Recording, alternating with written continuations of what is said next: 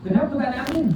Kenapa Nabi SAW tak nak ambil doa itu? Kerana apa? Teringatnya umatnya nanti ketika mana berada di Yaumul Mahsyar, baginda Nabi SAW barulah nak gunakan doa ini untuk menyelamatkan umatnya.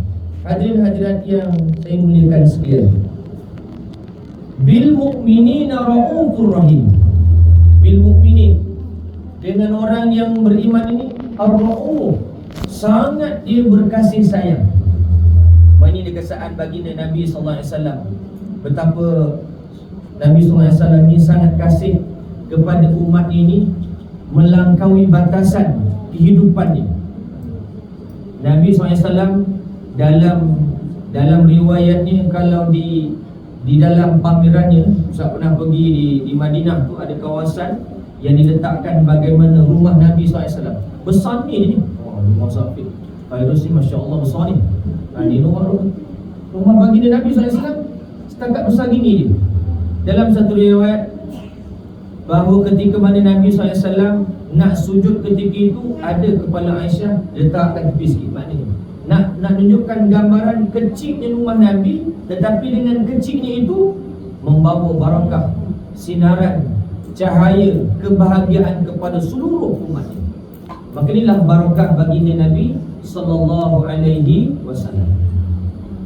Berkaitan dengan ayat Allah Subhanahu wa taala nak menunjukkan bahawa kalau hari ini kita digesa, diajak, dipujuk, malahan digalakkan untuk mengadakan majlis Maulid Rasul. Sekarang ni pun kita dah Rabiul Akhir. Berapa Rabiul Akhir ni? 26 Rabiul Akhir dah. Tak apalah, sepanjang bulan, sepanjang tahun pun kita boleh sambut. Mungkin sampai Syawal nanti pun kita boleh sambut lagi. Ada? Ustaz pernah pergi, Ustaz ni majlis hari raya, sambut sekali Maulid Rasul. Masya Allah, raya dan Maulid Rasul. Tak apalah.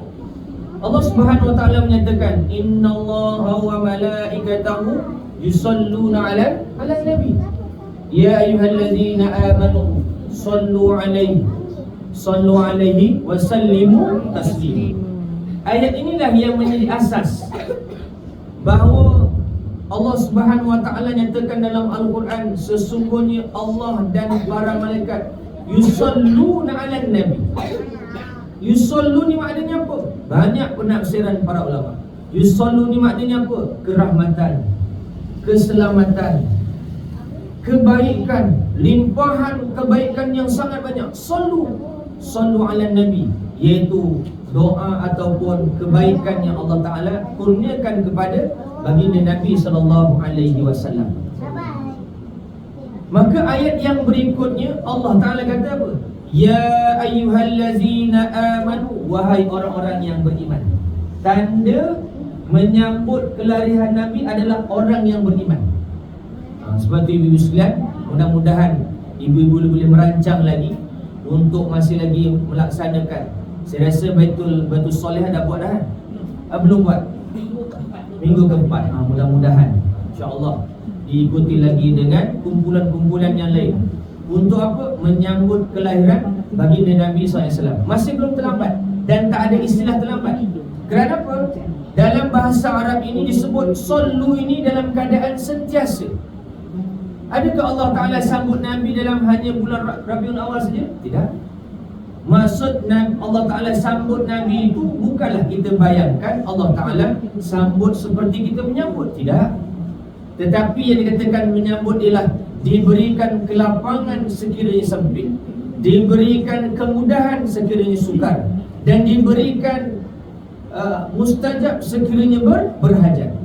Sallu alaihi ya ayyuhallazina amanu sallu alaihi, sallu ala nabi. Maka gesaan Allah Subhanahu wa taala kepada orang yang beriman supaya berselawat dan memperbanyakkan selawat. Ibu-ibu, hadirin hadirat, anak-anak pelajar yang dimuliakan sekalian, umat Nabi Muhammad SAW ini diberikan beberapa keistimewaan. Keistimewaan ini tidak diberikan kepada umat yang lain. Umat Muhammad ini istimewa ni. Kerana apa? kita ada seorang Nabi yang menjadi penghulu, yang akan mendahului suatu perarakan, mengetuai seluruh umat ketika mana di yaumul mahsyar. Ana sayyidul ummah, aku akan menjadi ketua kepada seluruh ummah yang ada ini. Ketika mana dibangkitkan daripada yaumul mahsyar, baginda Nabi sallallahu alaihi wasallam terjaga saja bertanya kepada Jibril, "Ya Jibril, ma hadzal yaum?" Hari apa ni? Jibril sebut, "Ya Muhammad, wahai Habibullah, hadza yaumuddin." Inilah hari agama, hari kebangkitan, hari pengakhiran. Rasulullah SAW tak teringat pada yang lain pun. Rasulullah sebut apa? "Ya Jibril, aina ummati?" "Ya Jibril, aina ummati?" "Ya Jibril, aina ummati?" Mana umatku ya Jibril? Mana umatku ya Jibril? Ketika mana di yaumul mahsyar, ketika itu dalam keadaan sangat huru-hara. Setiap kita ini Allah Ta'ala nyatakan bahawa di dalam kehidupan kita ni kita ada kawan-kawan. Tetapi Allah Ta'ala rakamkan dalam Al-Quran, ketika mana di yaumul mahsyar tak ada siapa pun yang kenal siapa. Semua sedang memikirkan untuk diri dia. Yauma yafirul mar'u min akhi. Sambung lagi tak? Wa ummihi wa abi wa sahibatihi wa bani. Hari yang dimana setiap orang itu akan lari daripada yang lain. Yauma yafirul mar'i min akhi. Hari di mana kita akan lari ni. Anak-anak akan jumpa ustaz. Ustaz kata, aku tak kenal. Bukan sekadar ustaz, bukan sekadar ustaz. Wa ummi wa abi. Kita jumpa mak kita. Mak kita pun tak kenal kita. Wa sahibatihi wa bani. Sahabat-sahabat kenalan kita ni juga mengadu pada kita. Kita tak akan layan. Ibu-ibu, pada hari ni kita ada anak, ingat pada anak kita. Tetapi daripada yaumul mahsyar, Allah Ta'ala rakam dalam surah Abas, iaitu perkara bagaimana keadaan di yaumul mahsyar. Tak ada siapa yang akan mempedulikan kita. Lintang pukang kita mencari arah dan tujuan, tak ada. Sampai satu ketika baginda Nabi SAW melihat umatnya lari sana, lari sini dalam keadaan dia sujud dengan Allah. Wahai Allah, kecepatkanlah hisab untuk umatku. Cepatkanlah. Maka Allah Ta'ala kata, "Ya Muhammad, kau nak apa ni? Percepatkan." Bermula daripada situlah Allah Ta'ala percepatkan hisab Nabi Muhammad, umat Nabi Muhammad. Allah Ta'ala rakam dalam surah yang selalu kita baca, "Wamtazul yawma ayyuhal mujrimun." Wahai orang-orang yang wamtaz, kamu ingat, kamu akan berpisah pada satu hari nanti. Hari ni kita boleh duduk satu kampung, hari ni kita boleh duduk satu rumah. Tapi ingat, wamtazul yawma ayyuhal mujrim. Ayyuhal mujrim, orang yang melakukan kemaksiatan akan berpisah. Anak akan berpisah dengan ibu dia, ibu akan berpisah dengan anak dia. Dengan sebab apa? Kemaksiatan yang dibuat. Ini di antara yang Allah Ta'ala nyatakan dalam Al-Quran.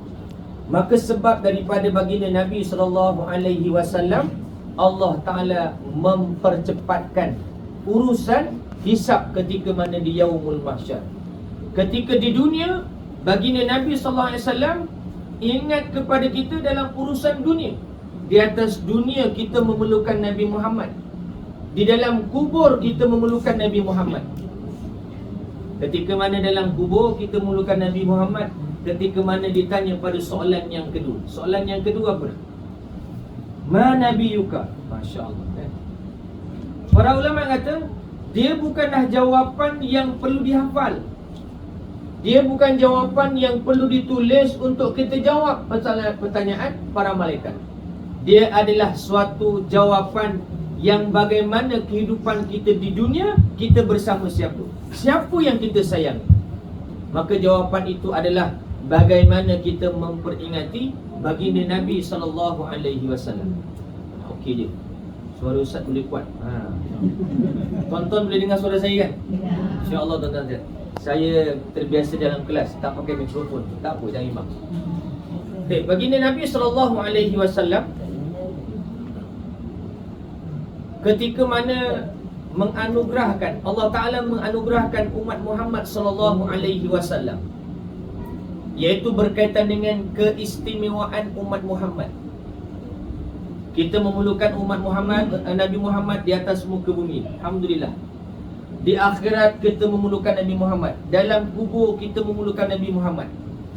Tidak sekadar itu, Allah Ta'ala anugerahkan umat Nabi Muhammad ini keistimewaan tertentu. Yang ini Ustaz nak kongsikan, yang mungkin ibu-ibu dah tahu dah, tapi saya nak ulang ingat berkaitan dengan keistimewaan umat Muhammad sallallahu alaihi wasallam. Perkara pertama berkaitan dengan kalimah la ilaha illallah. Siapa yang menuturkan, yang menzikirkan, yang melafazkan, Allah Ta'ala membuka pintu taubatnya, Allah Ta'ala menggugurkan dosanya, Allah Ta'ala mengangkat segala keburukannya sebab kalimah yang sangat mulia. Sebab itu disebut sebagai afdalu zikri fa'lam annahu la ilaha illallah. Ada ulama kata disambung lagi lah kelaziman kita ni menjadikan bahawa lepas sebab solat la ilaha illallah wahdahu la syarikalah lahul mulku wa lahul hamdu wa huwa ala kulli syai'in qadir. Ada lagi kalimah-kalimah yang mengajak kita yang dimulakan dengan kalimah la ilaha illallah sebagai pembuka jalan untuk diterima keampunan daripada Allah Subhanahu wa taala. Keistimewaan yang kedua, iaitu berkaitan dengan menutup aib. Allah Subhanahu wa taala menggunakan umat Muhammad sallallahu alaihi wasallam dengan diberikan keistimewaannya apa? Ditutup aib kita. Ustaz boleh kat depan ni dah depan anak-anak ni bukan kerana ustaz ada ilmu. Ustaz nak berkongsi saja. Tetapi asbabnya boleh duduk dan boleh sedikit sebanyak berkongsi sebagai perkongsian. Kerana apa? Allah Ta'ala tutup aib kita. Kalau Allah Ta'ala singkap aib kita ni anak-anak sekalian, larat tak kita nak tanggung aib tersebut? Tak mampu kita. Namun ada syarat, selagi mana kita tidak membuka aib saudara kita yang lain. Hari ni bila mana kita berada di alam media yang sangat hebat. Kalau dalam istilah kami dalam pendidikan, tak viral tak settle. Kan? Anak-anak ada handphone tak? Boleh bawa handphone? Tak boleh kan? Hari ni dia ada tagline dia, tak viral tak settle. Kalau kita viralkan, kita settle lah keadaan tersebut. Tapi ingat, settle tu ada dua. Sama ada settle itu menyebabkan orang menjadi malu dengan sebab didedahkan aibnya, ataupun settle ataupun diwar-warkan itu menyebabkan orang dalam keadaan diberikan perlindungan. Lazimnya akan tersingkap aib-aib. Untuk itu Ustaz berpesan kepada anak-anak sekalian, jangan buka aib kawan-kawan kita. Boleh tak? Kawan-kawan kita ni ada aib, tutup aib kita. Dalam kehidupan masyarakat kita juga ada aib. Dalam berkeluarga kita ada aib. Sebagai suami dan isteri kita ada aib juga. Hari ni kadang-kala, yalah, saya ni pun sebahagian daripada netizen. Anak tahu tak netizen tu apa netizen? Ibu-ibu tahu tak netizen tu apa? Kalau tahu anggut sekali, tak tahu giling. Netizen ni, kita ni bergantung banyak keputusan kita daripada media massa ni.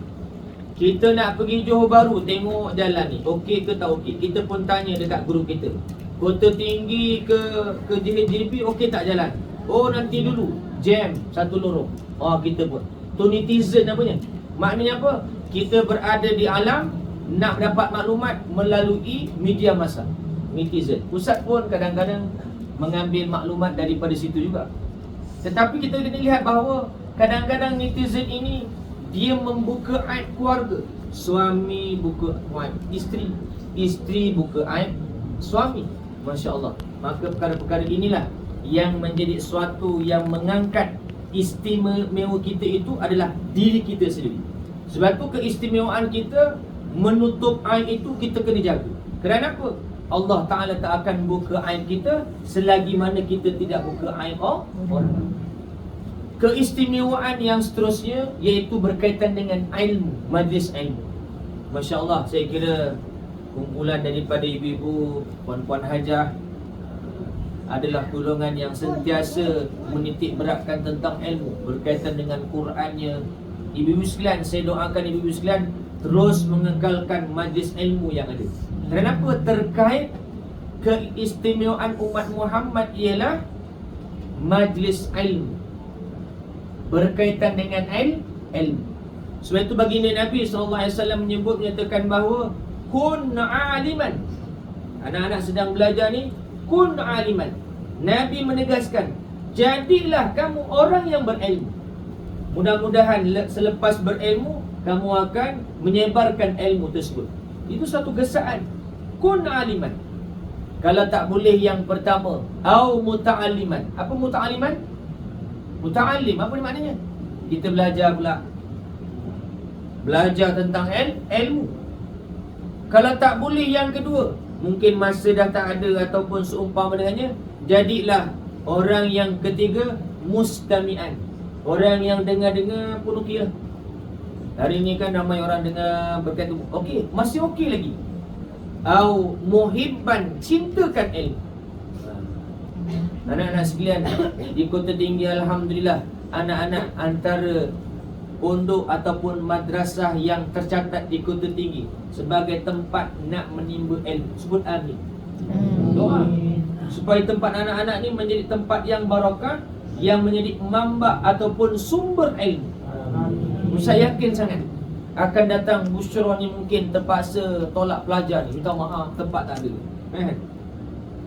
Tetapi anak-anak kena buktikan, kun aliman au muta'alliman au mustami'an au muhibban wala takun khamisan fatuhlak.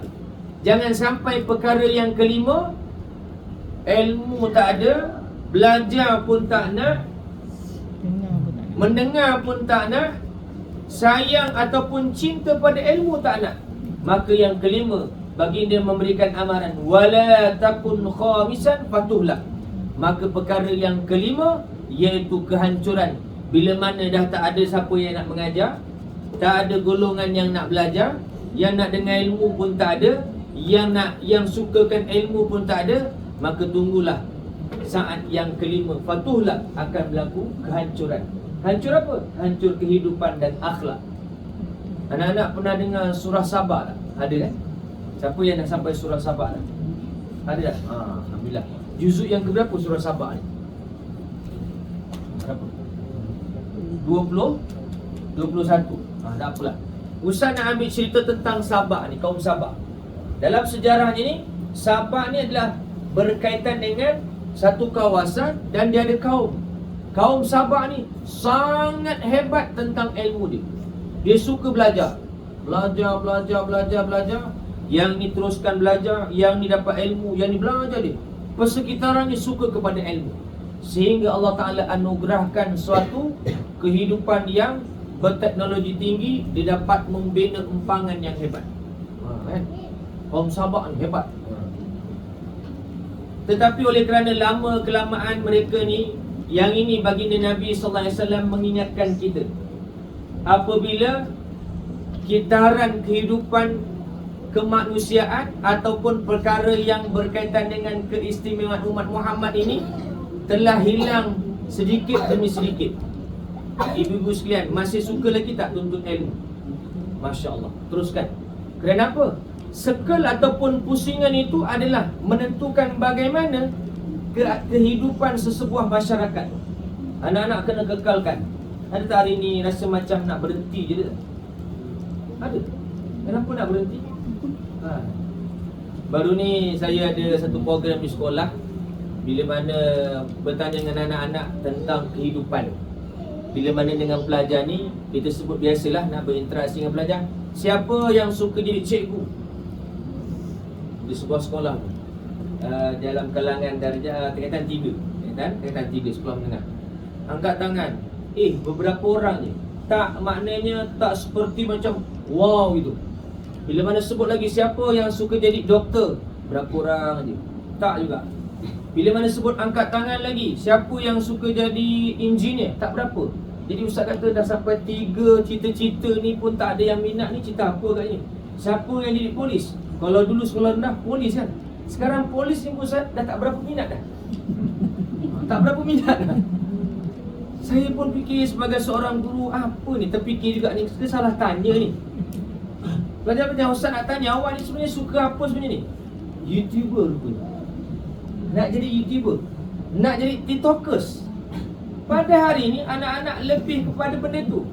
Anak-anak, ustaz nak beritahu apa? Nak jadi YouTuber ke TikTokers ke apa, juga memerlukan ilmu. Nak dapatkan view yang ramai. Sebab itu bila pada hari ini tentang ilmu ini menjadi keistimewaan umat Muhammad sallallahu alaihi wasallam.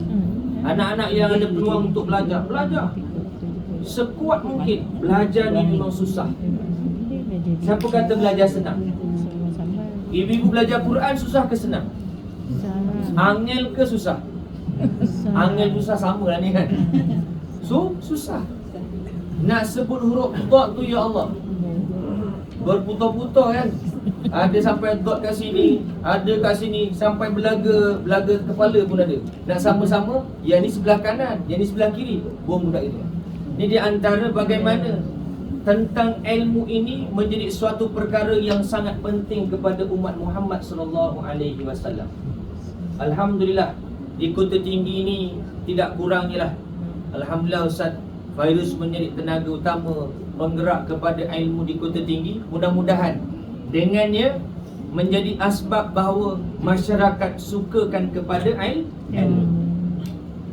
Baginda Nabi SAW menzahirkan kebimbangan tentang keistimewaan ini. Bila mana sebut keistimewaan, dia bila-bila masa akan terangkat, akan terhapus. Seperti kita sebagai dalam kaum dalam Malaysia pun ada sedikit sebanyak keistimewaan kita pun sikit-sikit dah terangkat dah hilang dah. Maka itulah sifat dunia. Dunia ni akan hilang sikit. Maka perkara itu terkait dengan kebimbangan Nabi sallallahu alaihi wasallam. Anna Nabi sallallahu alaihi wasallam ma akhwafa ma atakhawwafu ala ummati. Sesungguhnya aku sangat bimbang, takut ke atas umatku tentang berkaitan dengan alal hawa wa tulul amal, tentang hawa nafsu dan panjang angan-angan. Hawa nafsu inilah yang kadang-kala menyebabkan kita lalai dalam pelajaran, dan panjangnya angan-angan. Anna Nabi SAW akhwafa ma atakhawwafu ala ummatil hawa wa tulul amal, iaitu berkaitan dengan hawa nafsu dan panjangnya angan-angan. Tak salah kita ada hawa nafsu. Bila mana hawa nafsu ni makna keinginan. Anak-anak ada keinginan tak? Esok dah besar nak keinginan kereta besar. Agak-agak kereta apa agak-agak? Kereta apa ni? Ferrari. Oh, hebat, Ferrari. Ustaz pun tak terbayang awak nak sebut Ferrari. Ini mesti Pak Ohil punya, maknanya koleksi kan, Ferrari. Tak apalah, keinginan itu baginda Nabi kata semua orang ada keinginan ni. Tapi ingat, fa'ammal hawa fayasuddu 'anil haq. Sesungguhnya hawa nafsu itu menghalang daripada menerima kebenaran. Ini yang bimbang ni. Hawa nafsu menghalang daripada menerima kebenaran. Wa ammal tulul amal, dan adapun panjangnya angan-angan itu fayunsiul akhirah, akan menyebabkan kita lupa tentang hari akhirat. Dua perkara berkaitan dengan kebenaran dan hari akhirat. Apa penyakitnya? Iaitu berkaitan dengan hawa nafsu dan panjang angan-angan. Ustaz cari maksud panjang angan-angan ni apa dia? Apa makna panjang angan-angan? Adakah kita tak boleh nak bercita-cita? Boleh tak bercita-cita nak rumah besar? Boleh, tak ada masalah. Bercita-cita kereta besar? Boleh saja. Tetapi cita-cita itu mesti dikaitkan dengan Islam. Nak buat rumah besar supaya apa? Senang nak buat majlis-majlis ilmu. Beli kereta besar untuk apa? Senang nak bergerak dan menjalankan tentang urusan agama. Artinya apa? Kehidupan ini tidaklah menyekat. Tinggal lagi bagaimana hawa nafsu itu berkaitan dengan kebimbangan Nabi SAW. Nabi SAW juga akan berakhir ketika mana Rasulullah SAW di akhir-akhir penghujung hayat kehidupannya. Anak-anak, Ustaz nak berikan formula untuk belajar tentang Nabi Muhammad SAW. Ibu-ibu pun boleh ambil kaedah ini. Nak mengetahui tentang hidup Nabi ni banyak sangat ya. Tapi Ustaz nak berikan formula dalam pembelajaran lah. Permulaan sebelum kita nak pergi kajian yang lebih besar lagi. Yang pertama, anak-anak nanti balik ambil pensel, buat jalur yang pertama 40. Apa makna 40? Kehidupan Nabi daripada lahir sehingga Nabi umur 40. Yang ni jalur kehidupan Nabi ni tak banyak kita nak memperkatakan. Ada kajian-kajian kita nak buat perbandingan kehidupan. Tapi Nabi SAW hidup bersama Arab Jahiliyah. Hanya adalah cerita umur 25, umur 35, tapi jarang-jarang sangat. Cuma kita nak buat perbandingan saja. Ibu-ibu nanti boleh ambil kertas A4 buat 40 yang pertama. Ini formula kami sebagai guru nak memudahkan membuat kajian, supaya kita ada fokus kita. Nak mana kita nak buat kajian tu. Kajian itu kita nak merapatkan diri kita dengan baginda Nabi SAW. Ustaz ambil jalur yang kedua. Jalur yang kedua tulis 13 tahun. Maknanya apa tu 13 tahun? Kalau dapat boleh balik awal, boleh makan awal lah. Ke boleh dapat hadiah ni kan? Siapa dapat 13 tahun tu menuju apa ibu-ibu sekalian? Tahun kenabian. 13 tahun adalah tahun kenabian. Tahun kenabian yang pertama ada kisahnya. Tahun kenabian yang kedua ada kisahnya. Tahun kenabian yang ketiga ada kisahnya. Sampai tahun kenabian yang ke-13. Semua ada kisah-kisahnya. Yang ini dah mula turun ayat Quran. Ada suatu arahan, ada tegahan, ada galakan, ada yang makruh, ada yang ditolak, ada yang dilarang. 13 tahun ni. Tempohnya 13 tahun. Di mana? Di Mekah. Lama Nabi hidup kat Mekah ni, tapi dalam keadaan struggle, sangat mencabar. Maka Ustaz nak beri jalur yang ketiga. Apa dia? Iaitu yang disebut sebagai tahun hijrah. 10 tahun aja. Jadi 40 tambah 13 tambah 10 berapa? 63. Cukup umur Nabi 63 tahun dengan 3 jalur kehidupan. Ni saya nak berikan cadangan kepada anak-anak sekalian. Buat kajian tentang kehidupan Nabi SAW. Nanti Ustaz Fairuz ada cerita tentang ni, masukkan dekat mana cerita ni? Ustaz, ni tahun berapa peristiwa ni berlaku? Tahun yang ke-6 hijrah. Masukkan dalam bahagian hijrah. Nanti Ustaz bercerita pula, Ustaz cerita ni tahun berapa Ustaz? Tahun yang ke-4 kenabian. Masuk dalam ruang kenabian. Tidak-tidaknya anak-anak belajar daripada yang mendengar tersebut, dia ada fokus ni. Maka tu di antara cara bagaimana nak merapatkan diri kita dengan baginda Nabi SAW. Maka baginda Nabi SAW bila mana dah menyatakan tentang kekhawatiran, kebimbangan tentang hawa nafsu dan panjang angan-angan. Wa hazihi dunya marhalatun zahibah.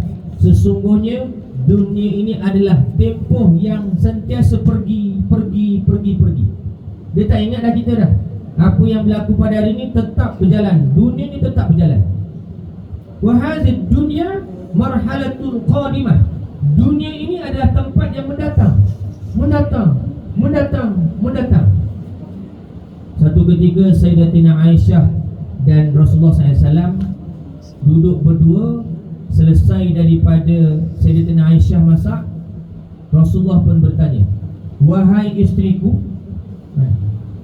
dah ke kau berikan sedikit ini dekat jiran kita yang tu? Dah ya Rasulullah. Dengan jiran kita yang tu dah. Sehingga akhirnya Sayyidatina Aisyah ni rasa macam Ialah macam ibu sekalian, kalau suaminya dah beri ke dekat Ustaz Fairuz, dah bang, dah beri ke dekat Abang Jalil tu, dah bang, dah beri ke tu, ibu-ibu agak-agak macam mana akhir ni? Dah lah bang, semua dah beri dah tinggal ni jadi. Macam tu lah, betul tak ibu sekalian? Bang, semua dah satu kampung saya kasih, dah tinggal ni jadi ni. Nak siapa lagi bang? Nak kita makan berdua je lah.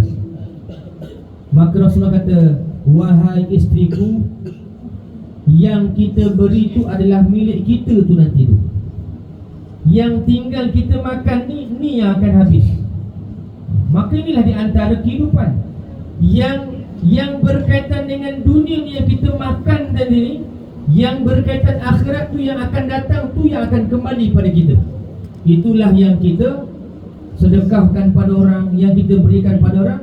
Sifatnya akhirat itu qadimah, dia akan datang pada kita. Dia akan datang pada kita.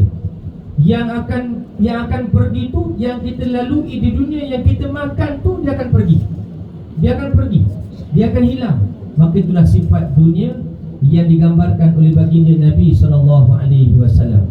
Ibu-ibu, anak-anak pelajar, Al-Fadhil Ustaz, serta isi keluarga yang saya muliakan sekian.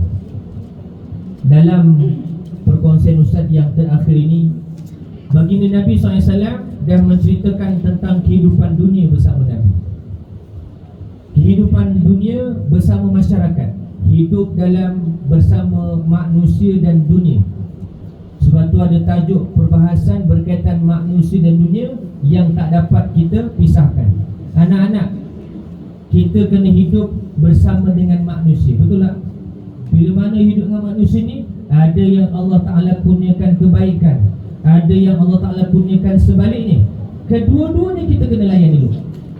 Kita tak boleh nak lepas daripada kehidupan dengan manusia. Di dunia pun kita tak boleh nak tinggalkan, kerana dua-duanya adalah kehidupan yang akan memberikan kebaikan di akhirat. Namun dalam celah-celah ini, para ulama ada memberikan kehidupan kita dibahagikan kepada 4 waktu kehidupan. Ibu-ibu sekalian, 4 waktu ni kalau boleh kita jangan sampai tinggal, supaya kita dapat imbangi antara manusia dengan dunia. Waktu yang pertama, ini masa Ustaz belajar dulu, guru Ustaz berpesan, pegang 4 masa. Anak-anak pun di madrasah ni untuk pegang 4 masa ni, insya-Allah sangat boleh. Cuma bila balik rumah tu lain cerita lah kan. 4 masa yang pertama itu usian, iaitu masa antara maghrib dan isyak. Ini masa yang pertama. Masa ni masa yang sangat hebat ni. Kalau kehidupan kita ni masa yang sangat ribut. Nak uruskan anak, nak uruskan baju dalam mesin. Kalau dalam mesin tak ada, luar mesin nak masukkan dalam mesin. Betul tak ibu sekalian? Waktu maghrib ni sangat sibuk. Kalau saya dalam keadaan bekerja ni, waktu itulah yang paling sibuk. Tapi baginda Nabi SAW, para ulama menyusun atur waktu yang pertama ni, kalau boleh jangan ditinggalkan. Kerana apa? Kalau ibu-ibu tak pergi kuliah pun, waktu ni lah ada namanya yang disebut sebagai solat sunat awabin. Solat sunat awabin. Tak apa ibu-ibu kata dah malam lah nak pergi ke surau ke apa, mungkin lampu tak ada apa sumpah, tak apalah. Waktu tu adalah waktu yang sangat hebat untuk kita peruntukkan masa. Kalau tak dapat 2 rakaat, 6 rakaat. Kalau tak dapat 6, pendekkan sedikit, 2 rakaat pun jadilah. Usalli sunnatan hifzil iman. Usalli sunnatan hifzil iman ma'al istikharah. Usalli sunnatan awabin. Maknanya apa? Waktu tu waktu yang sangat hebat. Sehingga ulama memberikan suatu perbandingan. Waktu itu adalah sepertinya kita berada di medan perang. Untuk berada di medan perang, bertempur dan dalam keadaan istiqomah, kita iktikaf di masjid. Begitu sekali lah dia punya besarnya maknanya. Itu waktu yang pertama. Waktu yang kedua adalah antara sebelum masuk waktu fajar, kurang lebih nisfu sa'at, 30 minit sebelum subuh. Nak imbangkan antara hidup dunia, manusia dan dunia ni, Kerana apa? Waktu-waktu yang tersebut ini adalah waktu yang kita tak mau cerita ataupun memikirkan tentang kehidupan manusia. Yang ni kita tak nak dah ingat ni. Waktu-waktu ni kita tak nak ingat manusia dah. Kita nak diri kita je. Waktu yang kedua, setengah jam sebelum waktu subuh. Ni waktu yang sangat hebat ni. Nak buat apa Ustaz? Waktu ni lah kita nak istighfar ke, nak baca Quran ke, nak berdoa ke apa. Waktu ni yang paling hebat. Kita jaga ni. Ya, kita nak jaga malam sampai malam-malam tersebut sangat digalakkan. Nisful lail, sulusul lail, akhirul lail. Tapi kita dapat illa qalil, kecuali sedikit saja waktu yang kita peruntukkan. Cukuplah 30 minit itu kita istiqomahkan. Mudah-mudahan ada keberkatan mengimbangi kehidupan manusia dan dunia. Waktu yang ketiga. Waktu yang ketiga ini adalah waktu lepas subuh sehingga terbitnya matahari, sehingga isyraq. Sehingga di situ ada dia punya fadailnya. Kalau kita dapat tunggu sehingga isyraq, kita memperolehi fadilat seperti menunaikan ibadah haji. Ibu-ibu semua dah tunaikan haji belum? Ada yang belum? Tak apa. Sekarang ni nak tunaikan haji pun, kalau ikutkan tabung haji dah sampai tahun 2200 lebih dah. Lama kita nak tu. Tapi tak apalah, kita dapat barakah fadail pun okey dah. Waktu yang ketiga adalah 15 waktu yang keempat yang terakhir, 15 minit sebelum masuknya waktu maghrib. Inilah di antara waktu-waktu yang para ulama menyatakan bahawa nak mengimbangi kehidupan manusia dan dunia, kita ada masa-masa yang kita kena bawa diri kita. Tapi bukan istilahnya merajuk. Ibu-ibu hidup dalam kehidupan masyarakat ni ada tak rasa-rasa macam nak merajuk-merajuk ibu? Macam kecil hati ada, kadang-kadang ada kan, mesti ada kan. Bila kita manusia biasa, tapi nak macam mana? Satu hari baginda Nabi SAW didatangi oleh seorang sahabat Nabi. Dia kata, apa ya Rasulullah, aku ni dah jalan-jalan dekat padang pasir ni, ada bertemu dengan sumber air lah, ada sikit. Jadi aku bercadang dengan isteri nak pindah, berada di padang pasir, bawa ternakan, nak bikin rumah di situ, supaya aku tak kacau orang, orang tak kacau aku. Nak duduk dekat tengah-tengah ke pun kan, tak ada orang kacau. Bagi Nabi kata boleh, ikutlah terpulang. Tapi Nabi kata apa? Sebaik-baik manusia ialah duduk dalam kalangan kehidupan masyarakat dan bersabar dengan kerenah masyarakat. Mudah-mudahan ibu-ibu sekalian, sekadar ini yang dapat saya kongsikan yang baik daripada Allah, yang kurang daripada kelemahan saya. Saya ni sebenarnya kalau nak bercakap-cakap macam ni, sebenarnya ni panjang memikirkan ni. Tapi oleh kerana hormatkan kepada bukan hanya sekadar sahabat, tapi guru saya Al-Fadhil Ustaz Fairuz ni, panjang juga nak mikirkan ke sini ni. Catatan panjang ni, 3 hari ni. Semua tak baca ni pun. Tapi jadi muzakarah lah. Tapi itulah maknanya bila mana disuruh tu, dia jadi rupanya bila mana dia minta tersebut jadi amanah pada kita nak buka buku tu, rupa-rupanya jadi baik pula. Baik apa kita membaca lah. Kalau tak disuruh mungkin kita rasa tak kisah pun. Jadi inilah di antara. Namun saya ada jumpa, saya ni sebenarnya bila mana nak bercakap-cakap depan masyarakat ni, saya ada jumpa seseorang lah sebagai satu rakan perbincangan, dan saya anggap dia sebagai rakan yang boleh tegur saya ke apa. Antara yang saya nak kongsikan kepada ibu-ibu sekalian, anak-anak pun jadikan sebagai amalan. Di akhir-akhir kehidupan ini ibu-ibu sekalian, antara zikir-zikir ni, ini bukan yang terbaik tapi cadangan sebagai perkongsian. Ini pun perkongsian. Jangan lupa untuk mengamalkan doa. Ibu-ibu sekalian dan anak berikut Ustaz. Allahumma arinal haqqa haqqan warzuqna ittiba'ah wa arinal batila batilan warzuqna ijtinabah. Ya Allah, kurniakanlah kami, tunjukkanlah kami benda yang hak, benda yang betul, maka betullah untuk kami melaksanakan kehidupan. maka kurniakan kami rezeki untuk mengikuti ataupun menuruti kebenaran tersebut. Wahai Allah, kau singkaplah benda yang namanya batil, keburukan. Bukan senang hari ini nampak kebatilan. Kebenaran pun bukan senang.